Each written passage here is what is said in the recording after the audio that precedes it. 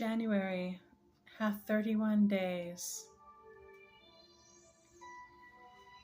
This be the first month of our Christian calendar, when the earth is bound and the sea is in the grip of terror, when the birds give no evidence of themselves and are in the memory alone recorded, when the sap lies sleeping and the tree knows nothing of it, when the bright herbage and flourishing green things are only a hope, when the plough is put away with the harrow, and the fields give their surface to a harvest of snow which no sickle garners, and for which no grange languishes, and which never weighs the home-going cart of the farmer, but sows itself alone and reaps itself unrecorded.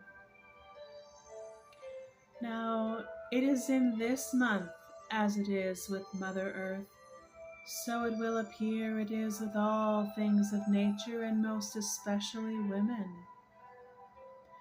For in this month she is a little pitiful for what she has made of man, and what she has throughout the ages led him to expect, cultivating him indeed to such a pitch that she is somewhat responsible. Patience Scalpel was of this month, and belongs to this almanac for one reason only, that from beginning to end, top to bottom, inside and out, she could not understand women and their ways, as they were about her, above her, and before her. She saw them gambling on the greensward. She heard them pinch and moan within the gloom of many a stately mansion. She beheld them floating across the ceilings, for such was art in the old days, diapered in toile de joie, and welded without flame in one incalculable embrace. "And what," she said, "the silly creatures may mean by it is more than I can diagnose. I am of my time's best argument. And who am I, that I must die in my time, and never know what it is in the whirls and crevices of my sisters, so prolongs them to the bitter end? Do they not have organs as exactly alike as two peas or twin griefs? Are they not eclipsed ever so often with the galling check-rein of feminine tides? So what to better purpose than to sit the dears on a stack of blotters and let it go at that, giving them in their meantime a Bible and a bobbin, and say with all pessimism, they have come to a blind alley. There will be no children born for a season, and what matter it?"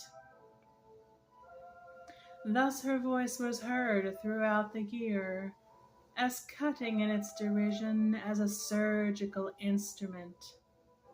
Nor did she use it to come to other than a day, and yet another day, in which she said, "I have tried all means, mathematical, poetical, statistical, and reasonable, to come to the core of this distemper known as girls.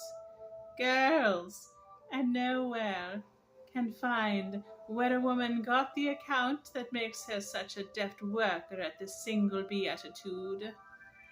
Who gave her the directions for it, the necessary computation and turpitude? Where, and in what dark chamber, was the tree so cut of life that the branch turned to the branch, and made of the cuttings a garden of ecstasy?"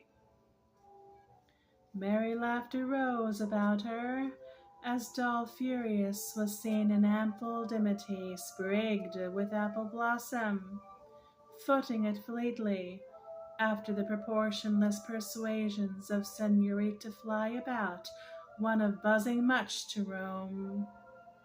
"In my time," said Patience Scalpel, Women came to enough trouble by lying abed with the father of their children. What then in this good year of our Lord has paired them like to like, with never a beard between them, layer for layer?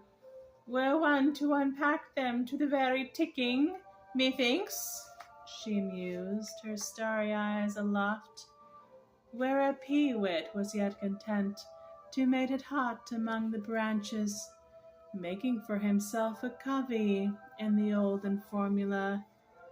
They love the striking hour, nor would breed the moments that go to it. Sluts, she said pleasantly after a little thought, are good mothers to supply them with luxuries in the next generation, for they themselves will have no sheaves unless some her puts them forth. Well, I'm not the woman for it. They will have to pluck where they may. My daughters shall go a-marrying.